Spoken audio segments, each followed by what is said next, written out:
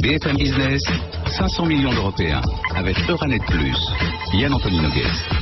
Bonjour et bienvenue à Bruxelles pour ce nouveau numéro de 500 millions d'Européens. Un numéro que personnellement j'attendais depuis un certain temps. On voulait s'intéresser à Schengen, aux frontières de l'Union européenne, et on voulait se poser cette question. Si on rétablit les frontières, qu'est-ce qui se passe après? Quelles sont les conséquences économiques? Déjà au mois de janvier, on s'était dit tiens, on va appeler le Front National, on va leur demander, c'est au cœur de leur programme.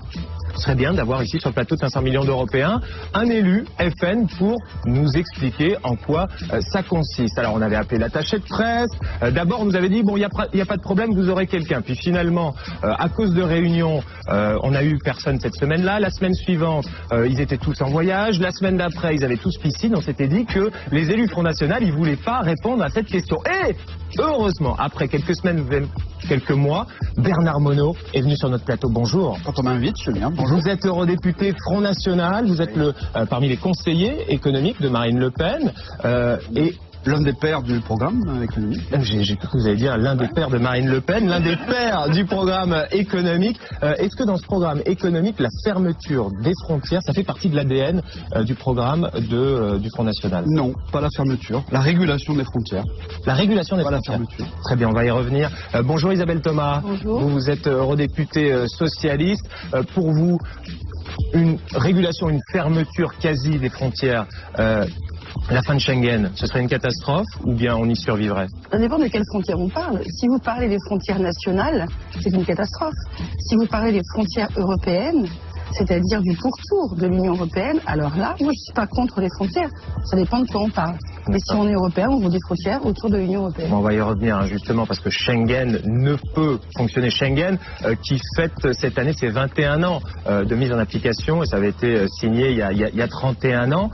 Effectivement, on a besoin pour que Schengen marche d'avoir des frontières extérieures fortes et dures. On a besoin d'avoir tous confiance les uns dans les autres. Bonjour Jean Quatremer, correspondant de Libération, auteur du blog Coulisses de Bruxelles. Attendez, on va pas se mentir, c'est pas parce que vous avez Bernard Monod en face de vous que vous avez envie de lui rentrer dedans, évidemment, parce qu'il est Front National. D'ailleurs, vous l'avez dit juste avant l'émission, vous, le Front National, je vais vous rentrer dedans, donc on va voir. Et Bernard Monod qui a été assez soft dans la réponse et qui est dans la mesure.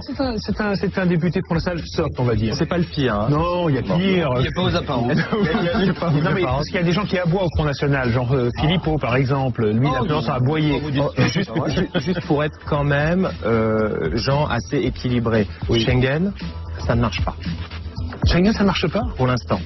Pour l'instant, on voit bien la porosité des frontières, un manque de confiance entre les pays. Pour que Schengen marche, il faut que chacun joue son rôle et que, on se mette pas à fermer les frontières entre nous. Ce qui ne fonctionne pas, c'est effectivement le contrôle aux frontières extérieures. Ouais. Pourquoi ça n'a pas fonctionné? Tout simplement parce que on a effectivement levé le contrôle aux frontières intérieures sous pression des acteurs économiques qui voyaient beaucoup d'avantages économiques, et on les a vus ces avantages économiques, mais on a refusé de mutualiser le contrôle aux frontières extérieures. Donc on a dû faire confiance aux autres. C'est ce qui s'est passé pour la monnaie unique. On a fait confiance aux Grecs, on a fait confiance aux Italiens, on a fait confiance aux Espagnols. Alors les Espagnols, je vous rappelle que dans les années 90, ils avaient eu d'énormes problèmes d'immigration clandestine, ils l'ont réglé. Il y a d'autres pays qui n'ont pas joué le jeu. Et aujourd'hui on se retrouve, encore une fois, face à la souveraineté des États, le fait que certains États n'ont pas voulu abandonner leur contrôle aux frontières extérieures. Et ce sont souvent les pays, on va y revenir, les pays souverainistes en Europe qui ne jouent pas le jeu, qui ferment leurs frontières. Du coup, ça renforce la copie des autres mouvements souverainistes au sein des autres États. Bref, c'est un cercle vicieux. C'est la maladie de l'Europe, c'est-à-dire qu'elle a commencé le chemin, mais elle n'a pas été jusqu'au bout. Donc on est au milieu du gué entre absence de frontières intérieures et pas de contrôle aux frontières extérieures. C'est malin. On va parler des conséquences économiques du rétablissement des frontières. Donc imaginons, parce que le débat est là, c'est l'une des victoires notamment du Front National. Schengen est un peu remué. On rétablit les frontières. Quelles sont les conséquences? Et après, on fait quoi? Voilà le programme de 500 millions d'Européens cette semaine pour réagir à chaque 500 ME. Donc Bernard Monod, expliquez-nous pourquoi, selon vous, il faudrait rétablir les frontières au sein de l'Union européenne. Alors déjà, pourquoi ça ne marche pas? Parce que l'Union européenne n'est pas un État. des frontières sont mises en place au niveau national. Et comme l'Union européenne, avec 28 États, n'est pas une nation, donc ça ne peut pas fonctionner, ne serait-ce que juridiquement parlant. Voilà. Donc on le voit bien depuis 20 ans, c'est un échec total. Les frontières sont des passoires. Tout le monde se compte les uns sur les autres, ça ne fonctionne pas. La Hongrie et l'Autriche ont eux-mêmes déjà monté des murs et des frontières. Donc c'est en train, si vous voulez, de craquer de tous côtés. Alors les frontières sont des passoires. Juste une question pour qu'on avance de manière constructive et ensuite on va donner la parole à Isabelle Thomas. Imaginons qu'on veuille établir une frontière entre la France et la Belgique. D'accord ? Il y a 1500 points de passage différents sur la frontière entre la France et la Belgique. Qu'est-ce que vous faites ? Vous mettez des barbelés, des hommes en armes partout ou juste sur les autoroutes ? Comment faisions-nous avant l'Union européenne ? Et est-ce que les frontières étaient imperméables avant l'Union européenne ? Non, elles n'étaient pas, mais il y avait du contrôle aux frontières, des contrôles physiques, mais aussi a posteriori, c'est-à-dire que tous les systèmes des services publics étaient dressés, si vous voulez, pour contrôler à la fois les passages de personnes, mais aussi les flux de marchandises, de capitaux, etc. Donc c'est à la fois aux frontières, mais également au niveau des services publics, que c'est toute une philosophie, un état stratège qui se met au service de la protection nationale, à la fois économique, sociale, territoriale. Probablement qu'avec nos solutions, il n'y aurait peut-être pas eu de... On va y revenir à vos solutions. Isabelle Thomas. D'abord, Schengen, ça a marché. Et il faudrait d'ailleurs regarder aujourd'hui où nous en sommes, et ça a marché. Premièrement, on est passé... Ça marche plus trop, mais ça a marché. Ça a marché pendant des années. On est passé de 6 à 22 pays, y compris des pays qui ne sont pas dans l'Union européenne, comme la Suisse, qui ont voulu y adhérer. Ça, c'est un point. Deuxièmement, sur le plan économique, ça a été aussi un facteur de dynamisme. Troisièmement, c'est du point de vue de l'opinion publique ce qui a le mieux marché dans l'Union européenne. 62% des Européens sont ravis de Schengen. Quatrièmement, on oublie toujours le volet policier, judiciaire et de sécurité qu'a apporté Schengen avec une grande coopération sur tous ces éléments-là, droit de suite au-delà des pays. Mais justement, ce qui manque, et c'est là où on a un problème, c'est qu'il n'y a pas assez d'Europe. Et quand vous disiez, M. Quatremer, qu'on a fait confiance aux États, il faut bien regarder la carte de l'Union européenne. Il faut qu'on soit solidaire avec les États qui sont aux bordures. On demande à la Grèce aujourd'hui de régler à elle seule la question des frontières avec la Syrie. Ça n'est pas possible. S'il n'y a pas de solidarité de l'ensemble de l'Union européenne, si on n'a pas de solidarité et qu'on n'aide pas, c'est pas les Grecs tout seuls ou les Polonais tout seuls, si demain les migrations viennent du Nord, qui va régler ces problèmes. Donc oui, Schengen ça a marché.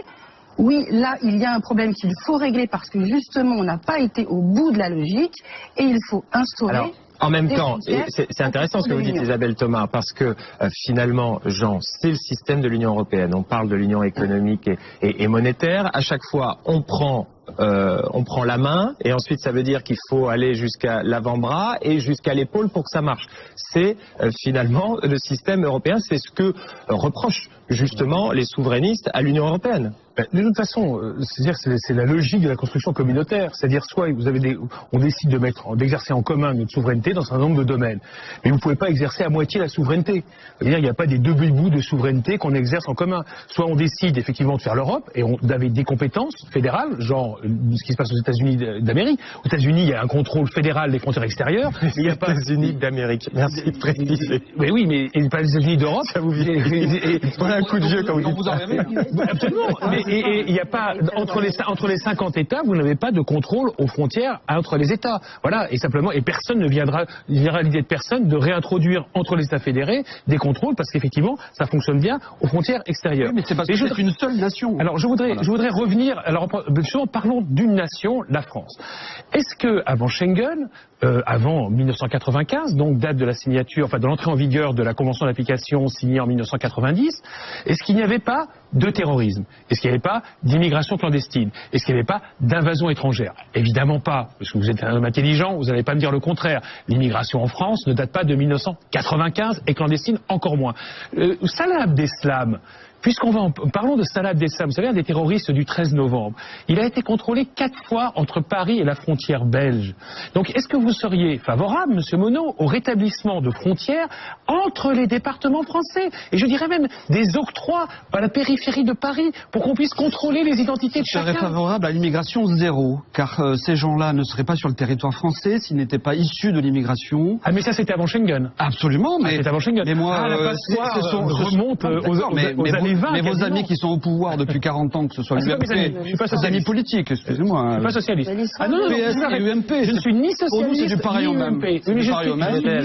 Très bien, très bien. Donc, si vous voulez, le résultat, il est là. C'est que des générations d'immigration sont là et détestent la France. C'est ça le fond du Alors, problème. attendez, non, le fond du problème, en tout cas le fond de l'émission, c'est de parler des conséquences économiques d'un rétablissement des frontières. Donc on ne va pas revenir aux parents de Salah Abdeslam, etc. C'est juste, qu'est-ce qui se passe? Non, mais très bien.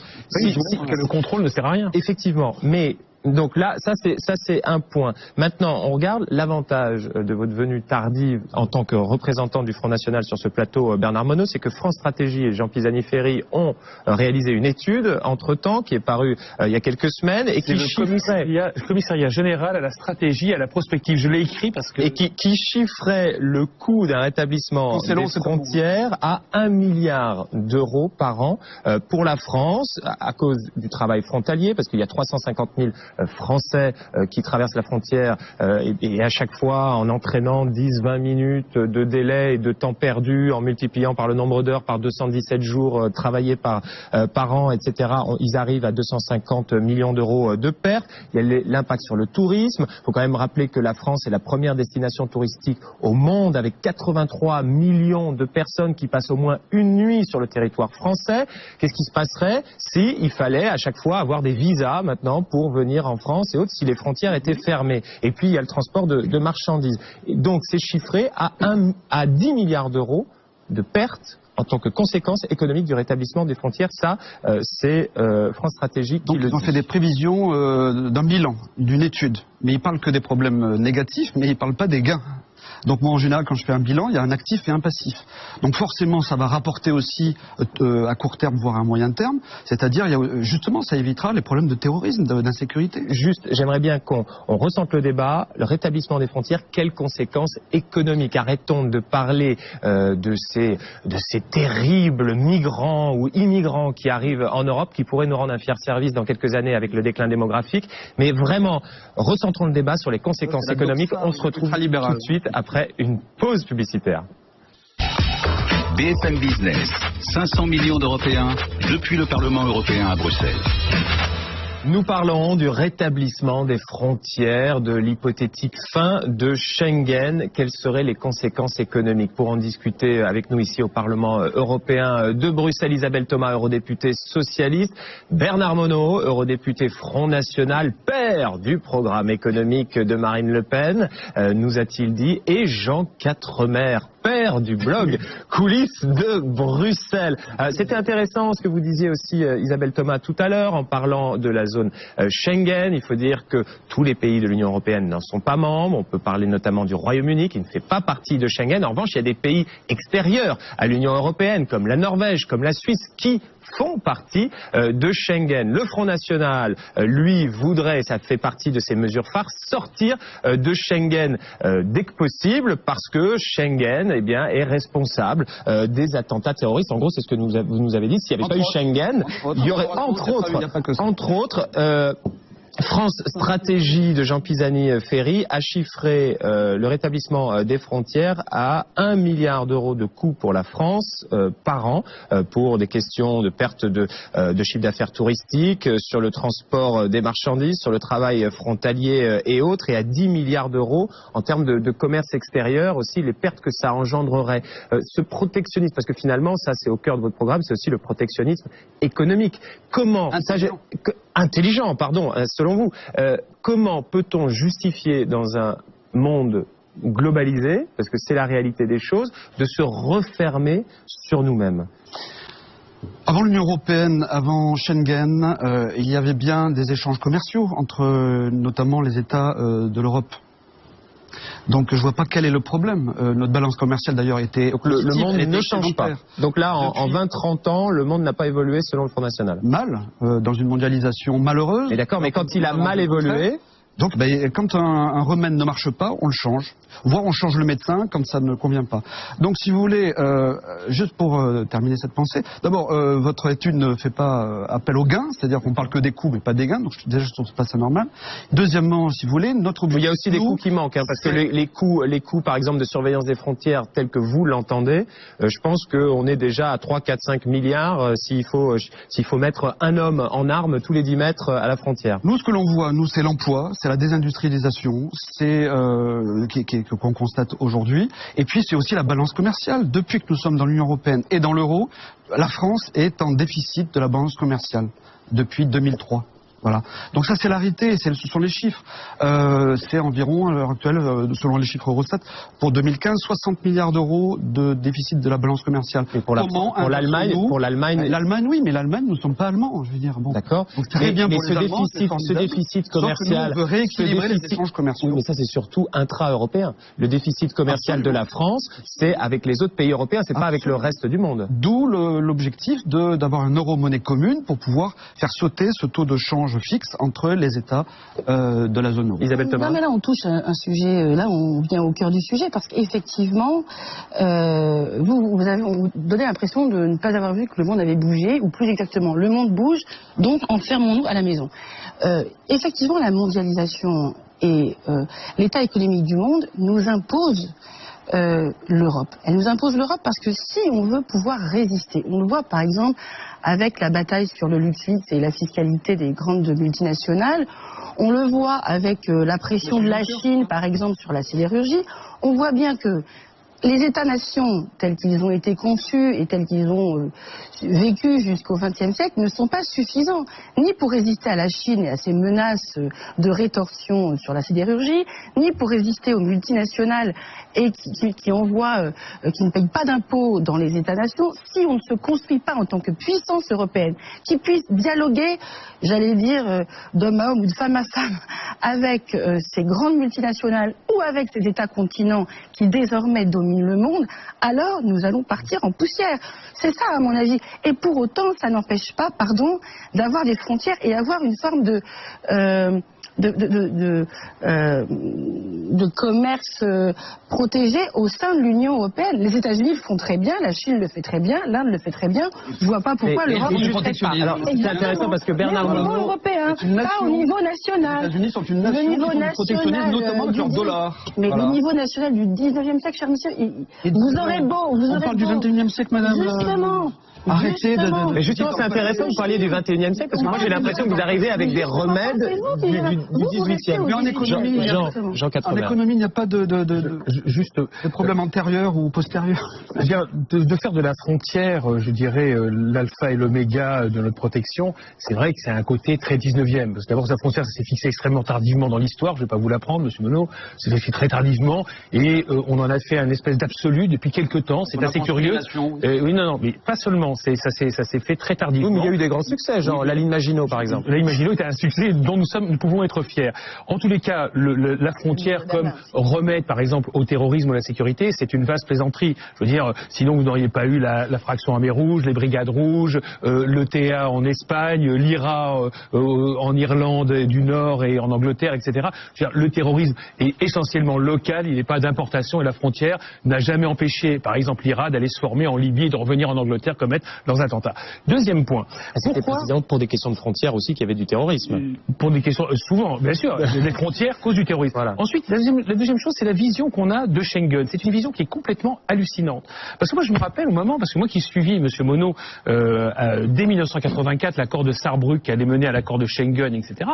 Moi, ce qui me choquait à l'époque, c'était tout le dispositif sécuritaire en échange de l'abandon des contrôles fixes aux frontières. Contrôle fixe, quand vous parlez aux policiers, moi je parle beaucoup aux policiers et aux douaniers, ils se marrent en disant ça sert à rien. Et donc, ce qu'il y avait avec la suppression, je dirais, nominale, on va dire, du contrôle aux frontières, c'était toute la coopération judiciaire et policière derrière. Et en fait, ce qu'on a fait avec Schengen, et de ce point de vue-là, Schengen, vous devriez être un soutien, mais fanatique, c'est qu'on a étendu la frontière à l'ensemble du territoire européen. En fait, en réalité, la frontière française s'arrête pas au passage de la frontière. Et on peut être contrôlé sur 50 km. On peut faire l'objet de poursuites de part et d'autre des frontières. On a créé une couche de protection supplémentaire. Voilà, mais c'est plus qu'une couche de protection. Et grâce à ça, je suis pragmatique, je vois les résultats, c'est une catastrophe. Mais non, il n'y a pas. Voilà, votre politique que vous menez depuis 20-25 ans est une catastrophe. Non, mais que vous soutenez. Alors, je suis pas politicien. D'accord, mais vous n'êtes pas impliqué, mais en attendant, vous soutenez les idées. Bon. Non, donc, monsieur, voilà. Allez-y, Bernard Monod. Moi, je pose la question pourquoi toutes les grandes puissances économiques dans le monde devant nous ont toutes leurs frontières nationales, les États-Unis, le Royaume-Uni, le Japon, la Chine, la Russie. Alors vous allez me parler de l'Allemagne, mais l'Allemagne aujourd'hui, ils font cavalier seul dans l'Union européenne. L'ensemble des 18 pays sont tournés vers l'Allemagne. Donc voilà, je vous pose la question pourquoi ils utilisent tout la plus grande arme de protectionnisme, si vous voulez, c'est la monnaie. Or les Américains n'arrêtent pas, les grandes puissances n'arrêtent pas de faire de la dévaluation compétitive. C'est ce qu'on a fait aussi. Justement, mais non, vous avez subi une dépréciation. Ça n'a strictement rien à voir. Bon.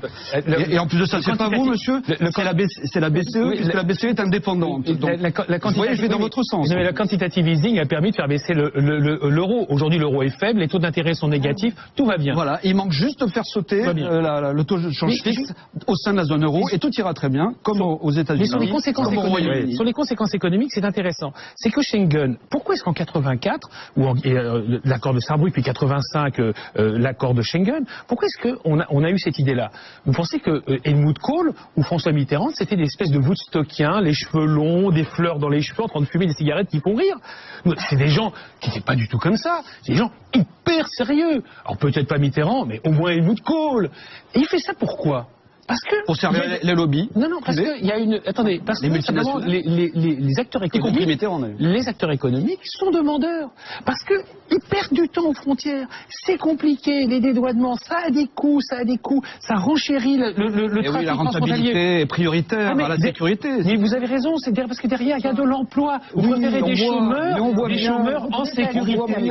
Et il y a de la sécurité. 27 millions de chômeurs réels dans l'Union européenne, 21 en zone euro. La 6,5 en France. Formidable. Vous dérivez simplement. Ce que je dis simplement, c'est que les acteurs économiques ont bénéficié de la suppression des frontières intérieures et cela a créé de l'emploi. Par exemple, les frontaliers, 500 000 travailleurs frontaliers, 500 000 travailleurs frontaliers ont été créés depuis 1995. 500 000. Et c'est où? C'est dans le Nord-Pas-de-Calais, c'est en Lorraine, c'est les parties qui ont été touchées par la crise économique. Alors c'est bien beau de dire, on va rétablir les frontières, il n'y aura pas de sécurité. En même temps, Isabelle Thomas. C'est pas le rétablissement. Mais le reste du pays, vous c'est pas le rétablissement des frontières qui va créer des emplois. Faut arrêter. Non, ça évitera de perdre, madame. Donc, non, justement, c'est là où je voudrais discuter avec vous. Si vous voulez bien. Travailleurs détachés qui viennent des pays. C'est difficile de discuter avec vous, mais c'est là où je voudrais discuter avec vous parce que justement, je pense moi que nous avons intérêt à avoir, par exemple, un plan d'investissement qui soit large et européen, un plan anti-chômage qui soit large et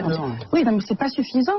Mais on a intérêt. Ce que je veux dire, c'est que l'économie aujourd'hui, c'est là où il y a vraiment un problème. Elle n'est plus nationale. Il faut que vous intégriez ce phénomène. Mais elle était internationale, madame, avant l'Union européenne. Oui, mais elle est de nous commercions depuis 1000 ans en France. Regardez, vous parliez des grandes puissances tout à l'heure. Vous parliez des grandes puissances. Et effectivement, aujourd'hui, les États-Unis, la Chine, l'Inde. Parlons du Royaume-Uni. Parlons du Royaume-Uni. On arrive au terme de ce débat. Vous disiez tout à l'heure, Bernard Monod, que France Stratégie n'a fait que calculer les coûts d'un rétablissement des frontières. Est-ce que vous seriez, je vous lance un défi, est-ce que vous seriez capable de calculer pour une prochaine émission les gains d'un rétablissement des frontières? Il faut qu'il nous donne le détail économétrique de son étude. Eh bien, je l'ai, je peux vous le donner. Ça m'intéresserait beaucoup d'évaluer les véritables gains. Toutes les données économétriques. On fait ça? On peut travailler. On fait ça, Bernard Monod? Absolument. Dans quelques semaines, mesdames et messieurs, Pas semaines, ça c'est vous qui... Dans quelques mois, on peut dire, Bernard Monod, on peut dire ça? le temps de travailler, je ne sais pas combien de temps ils ont mis. Dans quelques mois, je vous transmettrai, et éventuellement on pourrait faire une émission avec Jean Pisani-Ferry de France Stratégie, et on regardera ça, et c'est intéressant ce que vous dites, effectivement, il n'y a que les coûts qui sont chiffrés dans cette étude, eh bien, vous pourrez venir avec les gains. Bernard Monod, Isabelle Thomas, Jean Quatremer, vous restez avec nous. Nous allons être rejoints par Maya Dlabaume de Politico pour ses coulisses de l'Europe et par Éric Scholl, le patron de la rédaction de Courrier International pour sa revue de presse européenne. À tout de suite après le journal. BFM Business, 500 millions d'Européens, l'émission qui va voir ailleurs. BFM Business, 500 millions d'Européens, avec Euranet Plus. Yann Anthony Noguès. Voilà, merci de nous retrouver pour cette deuxième demi-heure de 500 millions d'Européens. Dans la première demi-heure, nous parlions du rétablissement des frontières potentielles en Europe avec Schengen bien mal en point. On a tenté d'esquisser les conséquences économiques. Finalement, il y aura un tome 2 prévu pour dans quelques mois avec Bernard Monod qui va nous chiffrer les gains pour la France, peut-être pour l'Europe, mais a priori pour la France, du rétablissement des frontières. Je suis très curieux de voir ça. Bernard Monod qui parlait d'un protectionnisme intelligent, d'un protectionnisme économique intelligent. Jean Quatremer, finalement, pourquoi est-ce qu'il n'y aurait pas une contre-offensive européenne qui dirait qu'il faut une Europe intelligente? Ça serait une bonne idée, ça. Je réfléchissais là à l'instant. Mais l'Europe pourrait être intelligente si elle n'était pas gérée par 28 chefs d'État et de gouvernement médiocres. On a le sentiment que, en mettant 28 médiocres... mais je l'assume complètement, ça, la guerre de François Hollande. Si vous mettez 28 médiocres dans une même salle, il va pas en sortir un génie. Excusez-moi, mais il y aura 28 médiocres. Médiocrité. Je ne suis pas du tout d'accord avec vous. De soumission, Isabelle Thomas, eurodéputée socialiste, qui vient en aide à François Hollande. Médiocrité, pas du tout. C'est une question de... en aide à Angela Merkel. Effectivement, ce sont 28 chefs d'État, comme vous le disiez, et donc 28 nationalistes. Vous devriez être content, monsieur Monod. Ce sont 28 nationalismes qui s'expriment au Conseil. Nous sommes pas et ce n'est pas du tout... Mais vous êtes nationaliste, pardon, vous défendez la nation. Et donc, la question n'est pas de savoir s'ils sont médiocres, la question est de savoir effectivement comment s'exprime la démocratie européenne et non pas comment s'expriment les nations au sein de l'Union européenne. Je pense que... Donc ce sont les électeurs qui sont médiocres? Non, j'ai dit l'inverse. J'ai dit la question est de savoir comment la démocratie se construit au niveau européen, puisque aujourd'hui, ce sont les gouvernements et donc les nations qui s'expriment et elles décident à l'unanimité. Exactement. Et ça ne peut pas être une construction intelligente d'un cadre commun et d'un cadre... Il fallait y penser avant. Mais il fallait y penser avant. Je ne sais pas aller, moi, quand ça s'est construit l'Union européenne. Vous n'avez pas pensé à tout à l'époque? Non, voilà. Parce qu'en fait, ce sont les États qui ont pensé. C'est la construction des États. Imaginez aux États-Unis qu'à la place de Barack Obama, les États-Unis soient dirigés par l'Assemblée des 50 gouverneurs des États américains qui décident à l'unanimité. C'est ça l'Union européenne. Et ça fonctionnerait pas. D'ailleurs, au tout début, avant, justement, au moment de la déclaration d'indépendance des États-Unis, au tout début, ils décidaient à l'unanimité. C'est pour ça que le système était bloqué. À l'époque, ils n'étaient pas 50, ils étaient 11. On pourrait faire une émission là-dessus. Très bonne idée. Ce serait pas mal. Tiens, on fait ça, une émission historique avec Papy Jean. Bonjour Maya Dlabaume. Bonjour Yann Anthony. Vous êtes avec nous de Politico. On est heureux de vous retrouver. C'est vrai que les téléspectateurs, attention, il n'y a pas que des auditeurs de 500 millions d'Européens, il y a aussi des téléspectateurs et aujourd'hui vous pouvez, on va demander à David le réalisateur un plan large, vous pouvez régler votre moniteur parce qu'on a un feu tricolore sur le plateau. On a donc Isabelle Thomas, eurodéputée socialiste en vert et Maya Dlabaume en rouge. Maya, de quoi allez-vous nous parler dans vos coulisses de l'Europe aujourd'hui? Du nouveau service de chauffeur pour le Parlement européen, qui est une des mesures de sécurité prises à la dernière session parlementaire. D'accord, le nouveau service de chauffeur qui, visiblement, on n'a pas l'impression que c'est une priorité comme ça, mais il y avait... C'est un sujet important. Voilà, Bernard Monod dit que c'est un sujet important. Et puis on sera rejoint également par Éric Scholl, le patron de la rédaction de Courrier International, qui va nous emmener, on va reparler avec lui de Schengen, il va nous emmener en Suisse, on va parler de prostitution, tiens Jean, ça pourrait vous intéresser. Il va nous emmener en Espagne et puis on va parler aussi du Royaume-Uni. Voilà le programme de 500 millions d'Européens pour réagir à #500ME. BFM Business, avec 500 millions d'Européens pénétrés dans les coulisses de l'Europe. Comment tu sais que je me prostitue, vient de me dire Jean pendant le jingle. Maya parle pendant l'émission, de même que Bernard Monod. Décidément une émission assez agitée. Alors tiens, justement, vous vouliez la parole, Maya de Politico. Allez-y, parlez-nous de ce service de chauffeur au Parlement européen. Alors c'est un vote en fait qui est passé un peu inaperçu à la dernière session plénière de Strasbourg, mais le Parlement maintenant se dote d'un service de chauffeurs, d'un service interne, puisqu'avant c'était des contractuels, et maintenant il y aura toute une flotte de chauffeurs pour les parlementaires. Alors c'est une mesure de sécurité puisque toutes les institutions ont pris des mesures de sécurité. 110 chauffeurs au total. Après les attentats. Ouais, mais le Parlement maintenant a demandé va recruter 300 chauffeurs. 300 chauffeurs. Ouais. Donc c'est une mesure de sécurité qui a été, voilà, toutes les institutions ont pris des mesures de sécurité. Alors le Parlement a pensé aux chauffeurs, qui est voilà une mesure comme une autre.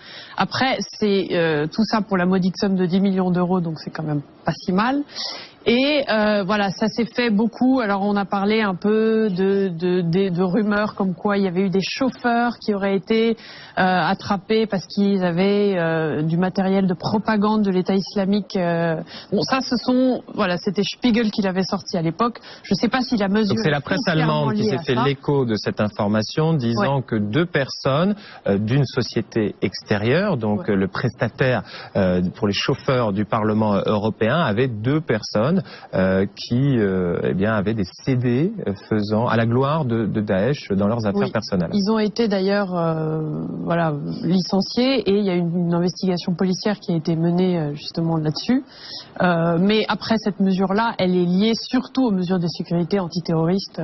Pourquoi, Maya ? Quel est le lien entre le créer un tel service et les mesures de sécurité ? Mais parce qu'en fait, avant, les chauffeurs étaient des contractuels. Donc non contrôlés. Non contrôlés. Et là, il y aurait un screening de sécurité. Ce que je veux dire, pardon, mais en fait, il y avait déjà les chauffeurs dont vous avez parlé, sauf que la différence, c'est que c'était un marché externe, donc un appel d'offres avec exactement les mêmes prestations. D'ailleurs, vous parlez privé, vous parlez de 10 millions, mais je ne sais pas combien ça coûtait avant. Ce qui est intéressant, on était de l'ordre de 7 millions d'euros avant, et le fait d'internaliser ce service, coûte 3 millions de plus. C'est ça. Donc c'est pour ça que je le reprenais, c'est pas 10 millions. Ce qui est intéressant de regarder, c'est le gap delta entre les deux. Bon. Après, il y a l'aspect sécurité, il y a un autre aspect aussi dont on ne parle pas, il y a l'aspect social. C'est-à-dire qu'il s'est avéré qu'on a pu constater des amplitudes horaires, des choses comme ça. Alors bon, c'est pas forcément ce qui a fait prendre la décision, mais il y avait aussi ce point-là d'une autre forme de sécurité. L'amplitude horaire du travail, par exemple, pour un chauffeur, c'est un problème. D'accord. Donc ces chauffeurs, donc le Parlement européen qui a émis une petite annonce, donc il cherche là 110 dans un premier temps, 110 chauffeurs pour 300 en tout pour 1 900 euros bruts par mois. Donc si ça intéresse certains auditeurs ou téléspectateurs de BFM Business, pourquoi pas de promener Isabelle Thomas ou encore Bernard Monod ou Marine Le Pen ou Rachida Dati. C'est un vrai souci. Alors peut-être qu'au départ c'était les amplitudes horaires. Ensuite il faut dire, Maya l'a souligné, c'est la presse allemande, ça n'a pas été vérifié, qui a dit qu'il y avait 2 chauffeurs contractuels chez lesquels on avait retrouvé du matériel de propagande de Daesh. Ce qui est avéré, c'est que c'est l'Ashraoui, c'est ça, l'un des kamikazes des attentats du 22 mars ici à Bruxelles, a travaillé parmi le personnel d'entretien 2 étés de suite en 2009 et 2010 au Parlement européen. Quand on voit comment sont contrôlés les journalistes lorsqu'ils entrent dans ce bâtiment et comment effectivement sont contrôlés le personnel d'entretien ou des assistants parlementaires qui ne passent aucune barrière de sécurité, enfin, alors qu'ils travaillent par exemple pour des groupes néo-nazis en Hongrie, exemple, qui sont quand même un peu plus dangereux que les journalistes, ça c'est un sujet. Donc moi le vrai sujet, c'est ce service des fonctionnaires. Je suis désolé. Alors là, en quoi les députés européens ont besoin de voitures avec chauffeur?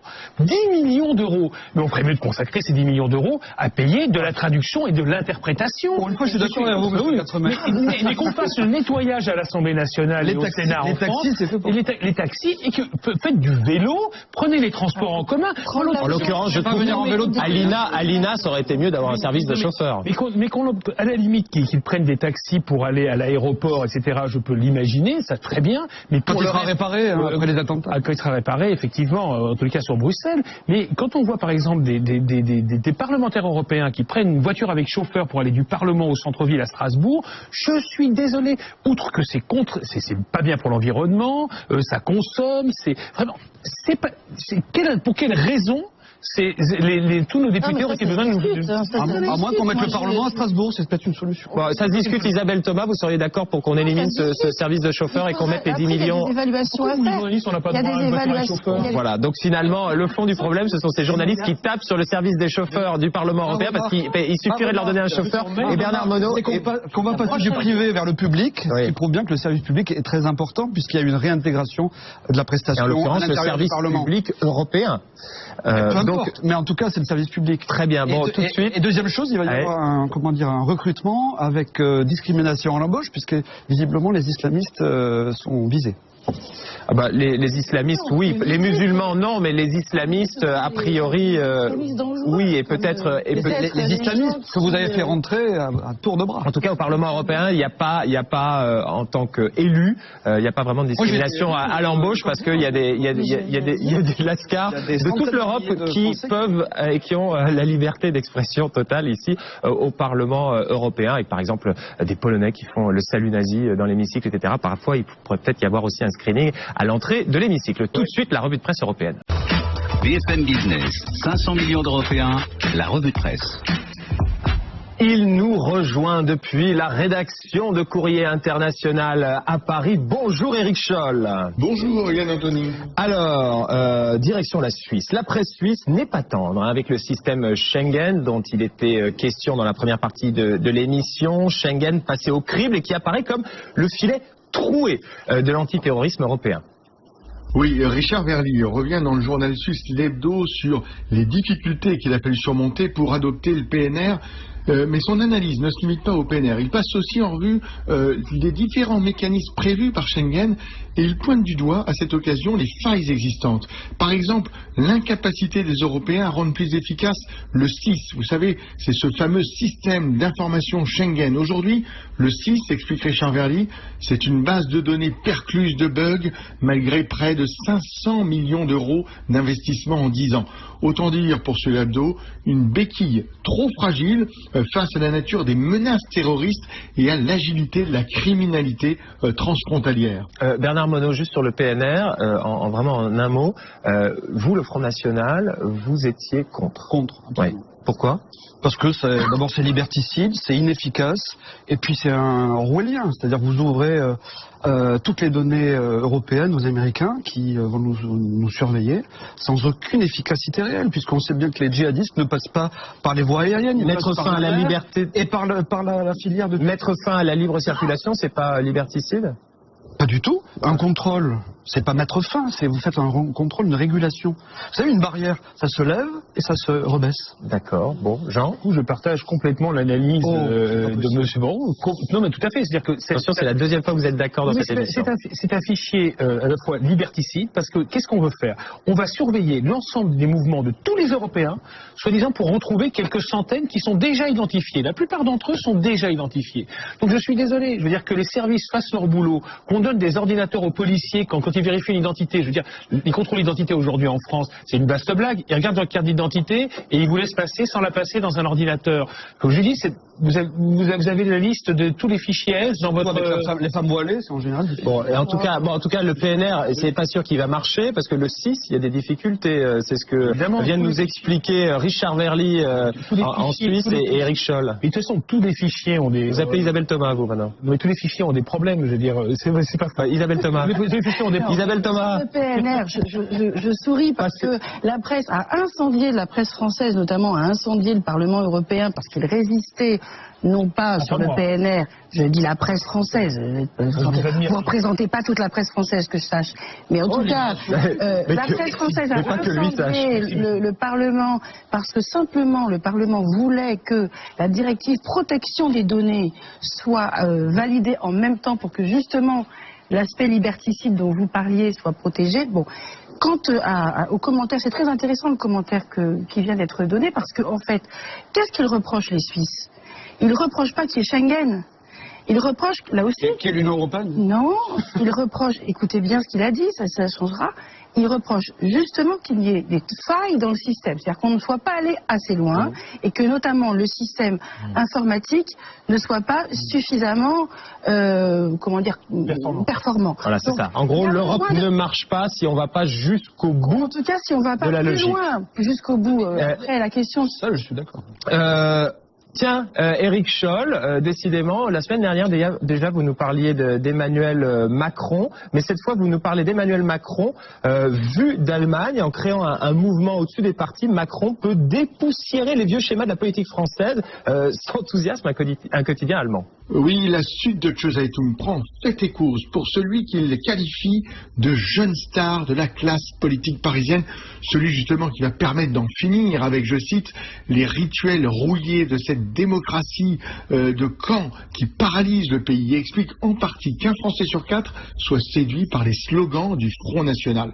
Alors non, Macron n'est pas un révolutionnaire, prévient le quotidien de Munich, qui voit une grande ressemblance avec Alain Juppé. Le journal allemand y va de son pronostic. Le plus probable, assure-t-il, c'est qu'Alain Juppé se retrouve à l'Élysée en 2017. Mais qui sait, peut-être qu'il recrutera Macron comme premier maître, c'est-à-dire comme Premier ministre.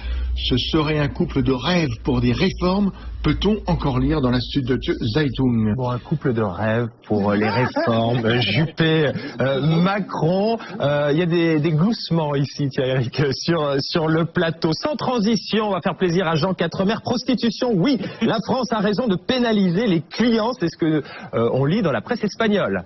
Oui, car selon El País, il n'y a plus de débat. La prostitution est une activité dégradante qui va bien souvent de pair avec la traite des êtres humains. Alors de ce point de vue, écrit le journal, la décision française, si elle ne va pas franchement vers l'abolition du commerce sexuel, vise à tout le moins à le limiter. Toutefois, El País atténue ou en tout cas relativise l'effet de cette loi. La pénalisation du client s'en prend uniquement à la prostitution dans sa partie visible et non lorsqu'elle se fait plus discrètement via Internet, rappelle le journal. Et par ailleurs, ce ne sera pas une mesure facile à appliquer puisque le client doit être surpris en flagrant délit, précise-t-il malgré tout. La loi française va dans le bon sens, insiste El País. Donc c'est une question qui a été traitée et adressée par le Parlement européen. On légalise la prostitution aujourd'hui? On légalise? C'est ce qu'est en train de faire. On condamne les consommateurs, mais on légalise quelque part la prostitution en France. C'est parce que en Europe, vous avez besoin, au niveau du modèle ultralibéral, de calculer le PIB en incorporant l'activité de prostitution, la drogue et la contrebande. Vous voyez, donc tout est lié, y compris en économie. Voilà. Là, ce qui est bien, c'est qu'on arrête de poursuivre les filles qui se prostituent, les femmes qui se prostituent, qui sont victimes de réseaux de prostitution, et qu'on s'en prend aux consommateurs, ce qui est quand même une bien meilleure idée. Parce qu'auparavant, le consommateur n'était pas pénalisé, et en revanche, les filles qui étaient obligées, souvent qui étaient issues qui ont été violées, doublement victimes. Et Sarkozy, de ce point de vue-là, avait fait une erreur dramatique en pénalisant la prostitution. Donc je trouve que c'est un grand progrès. Voilà, merci beaucoup Isabelle Thomas, eurodéputée socialiste, d'avoir été avec nous sur le plateau. Merci beaucoup Maya de la Baume de Politico de nous avoir rejoints. Merci Bernard Monod du Front National. Donc on a pris date pour un prochain rendez-vous avec votre étude chiffrée sur les gains d'un rétablissement des frontières pour la France. Ce sera très intéressant et donc une exclusivité, 500 millions d'Européens pour BFM Business. Jean, vous serez là pour commenter? Toujours, moi. Tu es fidèle au poste, vous remarquerez. Voilà, merci beaucoup à tous. Merci aux équipes du Parlement européen pour cette émission. Merci à Alexandre Rougier pour la préparation de ce nouveau numéro. Rendez-vous la semaine prochaine. Nous parlerons la semaine prochaine de l'influence de la France en Europe. Vaste sujet, pas si vaste, sujet politique. Grand sujet, mais pas si vaste que ça finalement. Rendez-vous le week-end prochain pour un nouveau numéro de 500 millions d'Européens. D'ici là, bonne fin de week-end à tous à l'écoute de BFM Business. Merci. BFM Business, 500 millions d'Européens, l'émission qui va voir ailleurs.